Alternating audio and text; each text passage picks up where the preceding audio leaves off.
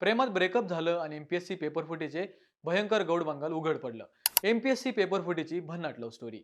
प्रेमात पडले, परीक्षेचा पेपर मिळाला, प्रियकरालाही पेपर दिला आणि पुढे ब्रेकअप झाल्यानंतर हे संपूर्ण गौडबंगालच उघड झालं. महाराष्ट्रातील एमपीएससी पेपरफुटी प्रकरणात आता एक भन्नाट लव्ह स्टोरी समोर आली आहे. मंडळी, अन्न आणि औषध प्रशासनातील औषध निरीक्षक या पदासाठी 22 मार्च 2026 रोजी एमपीएससीची चाळणी परीक्षा झाली. या परीक्षेच्या पेपरफुटी प्रकरणी सध्या मोठी कारवाई सुरू आहे. मुंबई गुन्हे शाखेने एमपीएससीच्या अधिकाऱ्यांसह 6 जणांना अटक केली आहे. यामध्ये आयोगाचे अप्पर सचिव अभिजित लेंडवे यांचाही समावेश आहे. पण या संपूर्ण प्रकरणात आता प्रेमाचा एक धक्कादायक अँगल समोर आला आहे. मिळालेल्या माहितीनुसार या परीक्षेला बसलेल्या ऋतुजा पाटील आणि गौरव पाटील यांच्यात प्रेमसंबंध होते.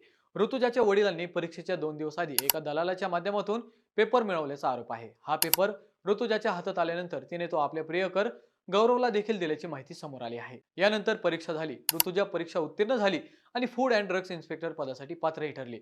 मात्र त्यानंतर ऋतुजा आणि गौरव यांच्यात वाद सुरू झाले आणि दोघांचं ब्रेकअप झालं आणि इथूनच या संपूर्ण पेपरफुटीचा गौडबंगाल बाहेर येण्यास सुरुवात झाली.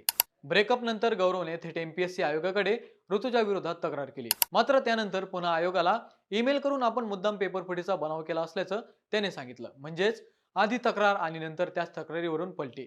त्यामुळे पोलिसांचाही संशय अधिकच वाढला. या प्रकरणात गौरवला अटक करण्यात आली असून ऋतुजाला नोटीस बजावण्यात आली आहे. दरम्यान या गैरप्रकारामुळे एमपीएससीने औषध निरीक्षक पदाची संपूर्ण भरती प्रक्रिया रद्द करण्याचा निर्णय घेतला आहे.